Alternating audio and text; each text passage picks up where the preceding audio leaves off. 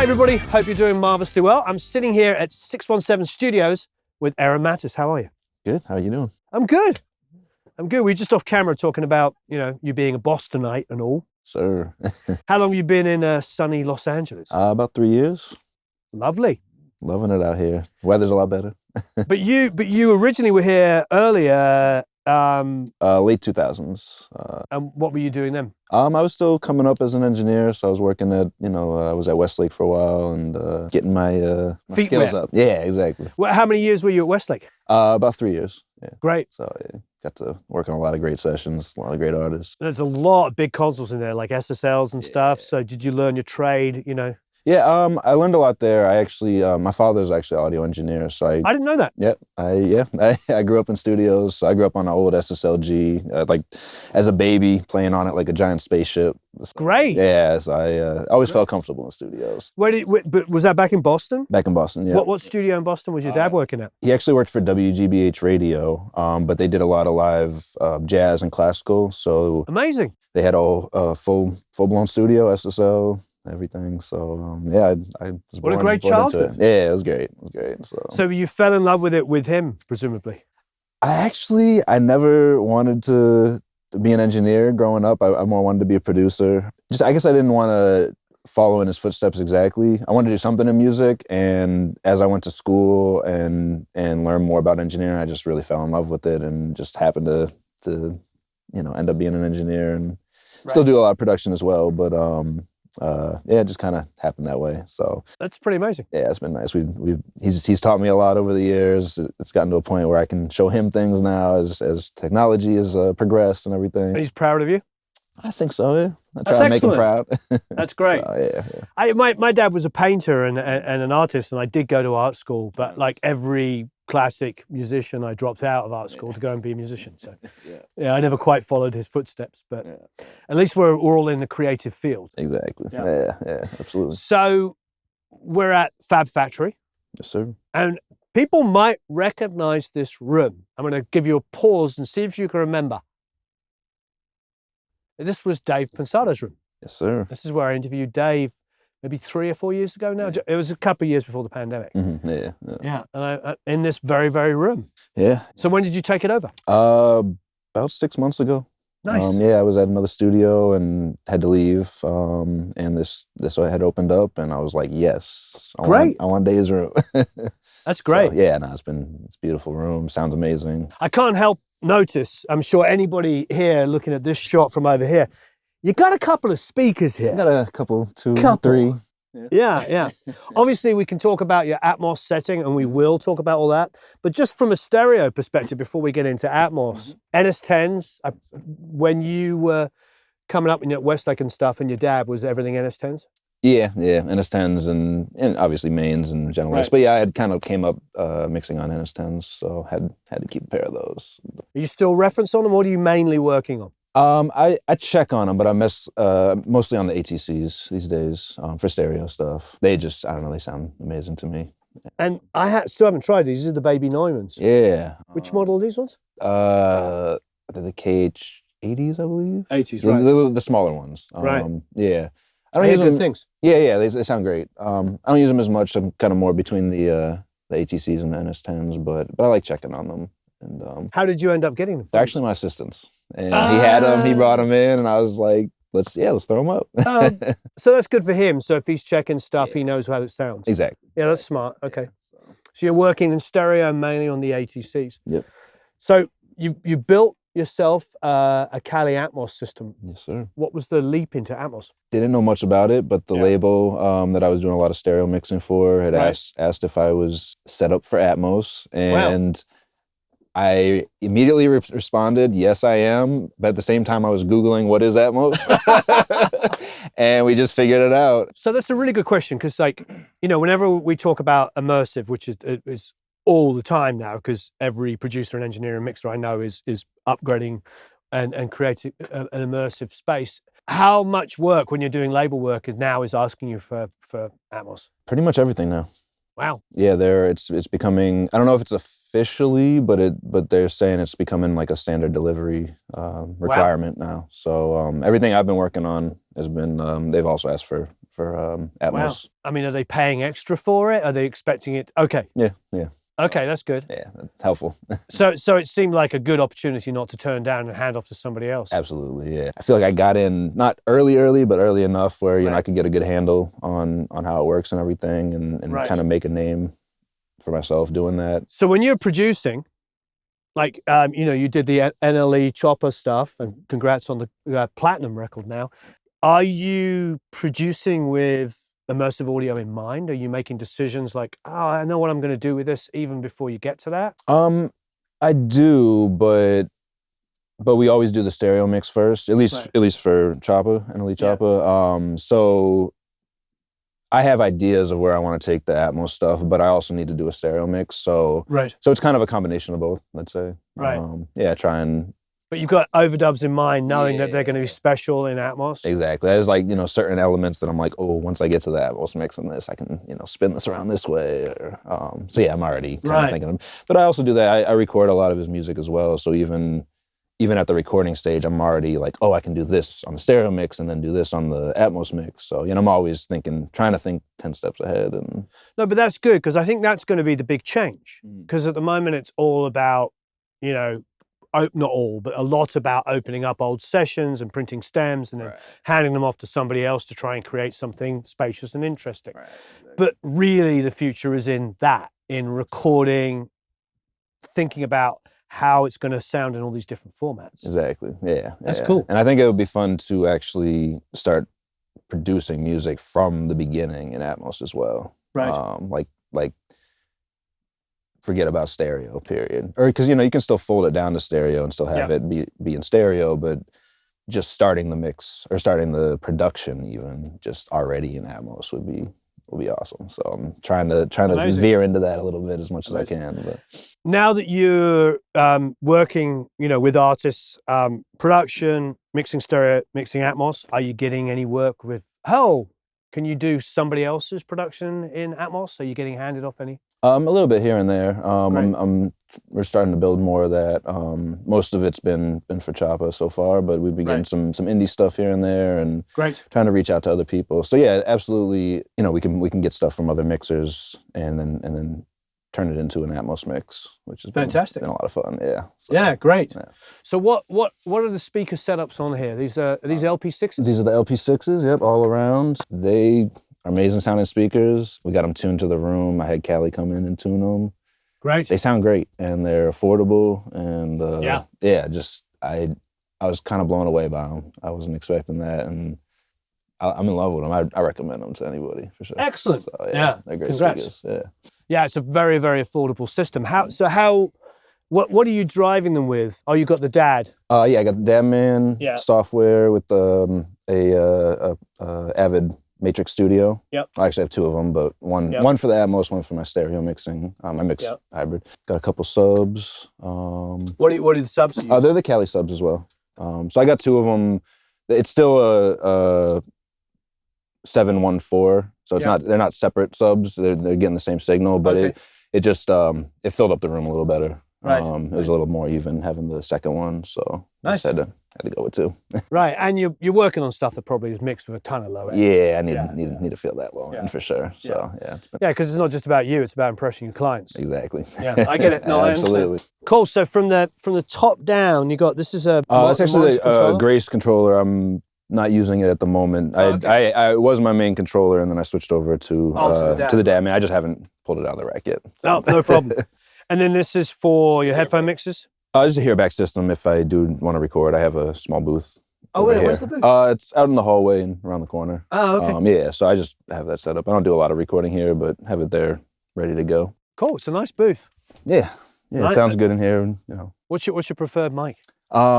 87. I do have a U47 clone from Stam as well. Right. That I like to use. So it depends on what I'm doing. Do you find that's because actually I get asked this question all the time with like rap and stuff. Do you find that a condenser's a way to go? Or yeah, for sure. Okay. Usually 87. Actually, sometimes I like a C800 depending on the artist. Oh wow. So never sometimes they want to have handheld. No, No, No. not usually. A lot of times they're reading off their phone or everything. So yeah, no, I prefer them not to have a handheld anyway. They move around enough as it is. So I wanted just something sounding nice. That's cool. It's good to hear an 87 is like a good utilitarian mic. It makes sense, to be honest. Yeah, it's just kind of is the go-to if there's nothing else available. C100's always nice too, but But yeah, usually ends up with an 87, depending where we go. But you own an 87. I have 87 and then the 47. Right. 1176. Who made this one? I built that actually. You built it yourself? Yep. This is a 1176 clone that I built and a Neve clone that I built as well. Nice. The Neve doesn't look as cool as a real Neve, but it's Neve guts. No, that's nice. So had fun building those. They sound great.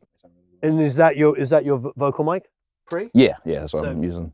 I love that. So you built your own vocal mic pre and your own compressor. Yeah. Love it. And then the Avid. Yep. The Artist Mix. Yeah, I came up on consoles, so I like feeling the faders. I hate throwing up faders on a mouse, so I need to feel everything. Same as having the iPad to control things. I need to feel the music. Totally. Are you using the Sigma for bussing? So in stereo I mix hybrid. So I break everything out on the Sigma. I actually have a custom SSL clone bus compressor. Oh, the Stam. Yeah, Stam Audio. And then it has a pair of Neve output transformers on it. Nice. That I can engage in and out. So yeah, it just sounds amazing. And great. So yeah, SSL through there into my Dangerous converter. Right. And then back into Pro Tools. Great. Are you using any other like outboard at all ever? Not at the moment. I'm looking into maybe getting some more stuff. But essentially kind of in the box and just breaking out. So you can get to hardware compression. Yeah, exactly. Yeah, great. Just get that space and dimension a little bit. So lovely. And you feel like you really noticed the difference? Yeah. I've A/B'd a lot, trying to keep things in the box and break it out, and it just, at least how I like to mix, it just seems to. Just more space and dimension. I see a big difference, so I enjoy mixing that way. Yeah, so a little extra work to print everything back in, but it's worth it, I think. So great, enjoy it. Great. Yeah. And then, as we were saying earlier, the Matrix Studio. Yep. And so what is it? How many ins and outs do you have? 16 in and out analog, which is mostly what I'm using. So I have one for going out to my SSL. Yep. 16 out to that, and then the other one's for the whole Atmos setup and all the speakers. Right, of course. Yeah. And then just a number of random ins. I mean, I'm not a lot of ins because I'm mostly recording just vocals, or it's just bringing the stereo mix back in, which is digital because I'm coming through the Dangerous converter. Right. Is there something about the Dangerous converter that you like over the Avid one? It's clean. This also has another pair of transformers on it, and the emphasis knob. So which kind of gives you a little smiley face, EQ, a bit of compression. So it's just a little more character to it. And, cool. Yeah, just I haven't had a chance to hear those. Yeah, no, it sounds great. I'm loving it, and just a different option.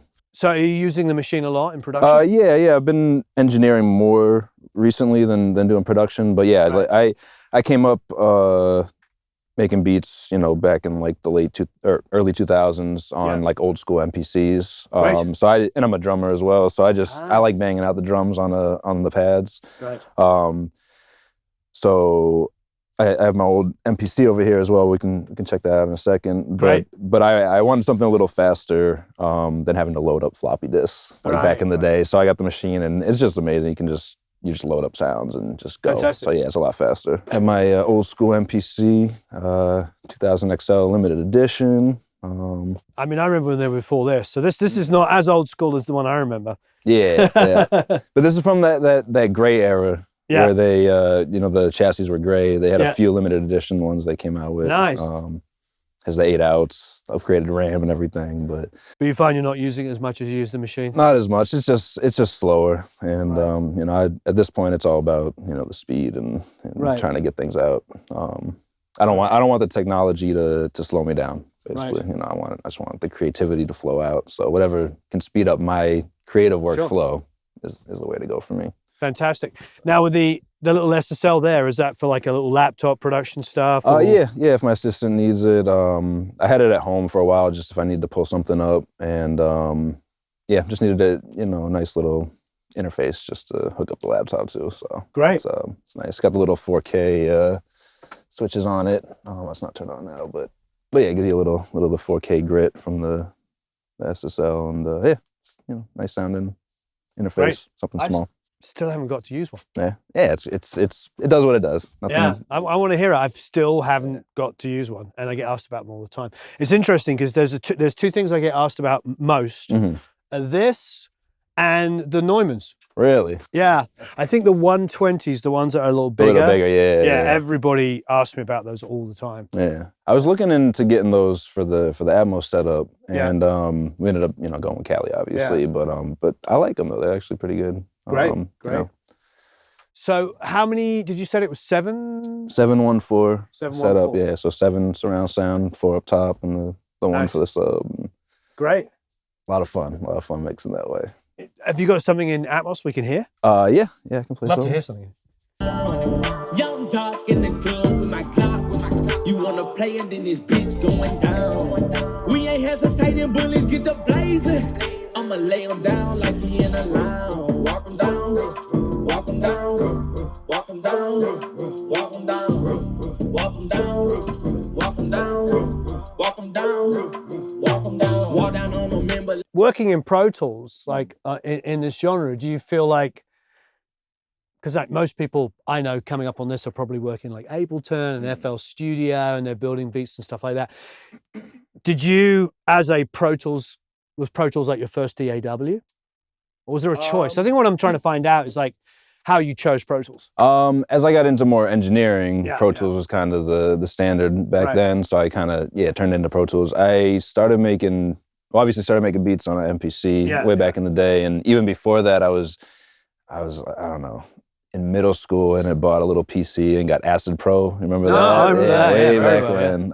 So yeah, that's where I guess I really started off.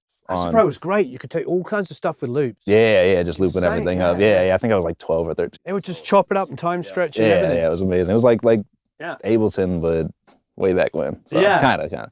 We used to use it as a standalone. So we would open it up, chop up the loops, and then save it and bring it into Pro Tools.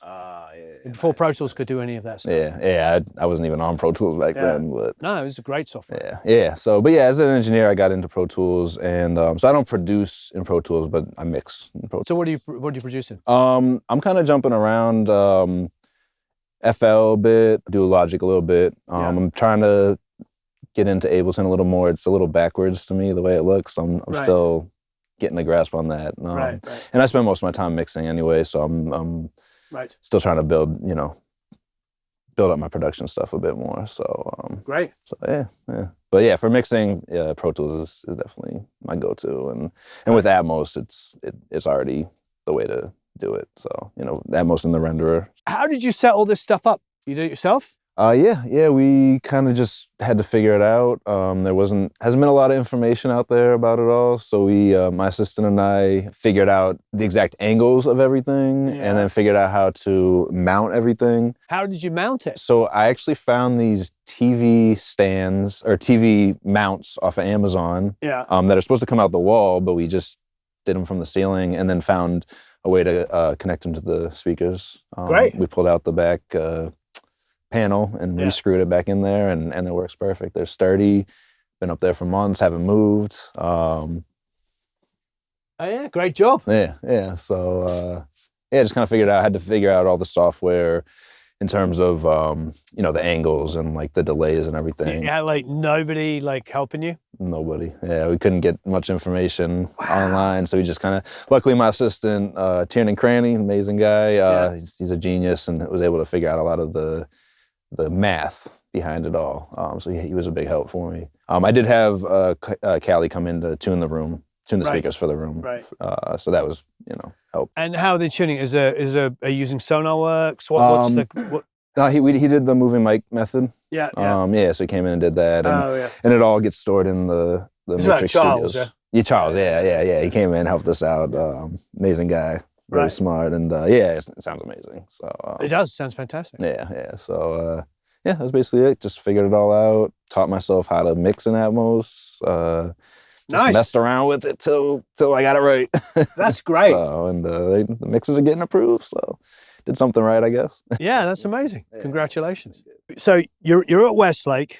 You're there for a few years. Then you go back to Boston, and You worked in Boston? Yeah. I was worked my way up. I was the head engineer at one of the top studios in Boston. studio? Cyber Sound Studios. I don't know. It's been a year. It was right on Newberry Street. It was it's one of the big commercials. It used to be, the owner used to run a studio with Greg Hawkes from the Cars.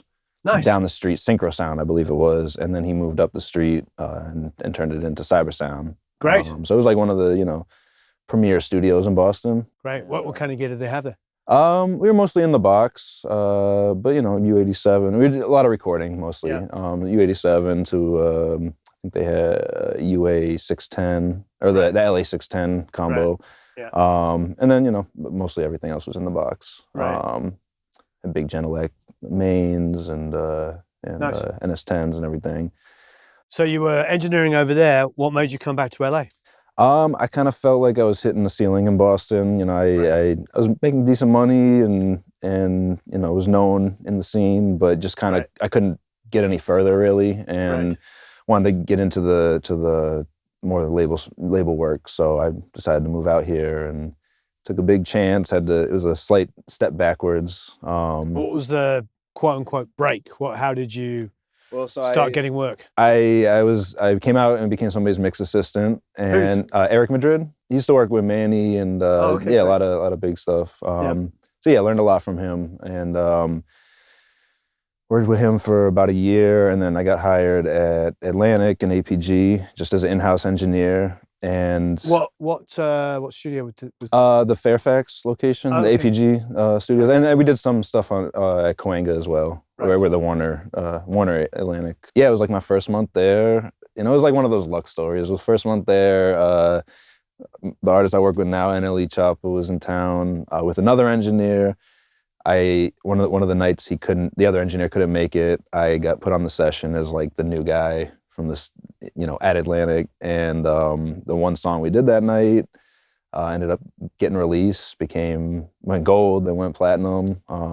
He didn't even know my name, but he was back in town. He's like, I want the guy that did that song, and I convinced him to let me start doing some mixes, and since then I've been doing all this recording and mixing, and now Atmos mixing. Yeah, so it was... Well, I mean, the luck that somebody didn't show up to the session, but you still had to be good at doing the session. Right, yeah. It was the right place, right time, but I was prepared for the opportunity for sure. I've been engineering for over 15 years, so it was, I was ready for it for sure, but I like to make sure that people hear that part. Yeah, it wasn't all luck. Because everybody's like, oh, he's just 15 years work and then being in the right place. Exactly.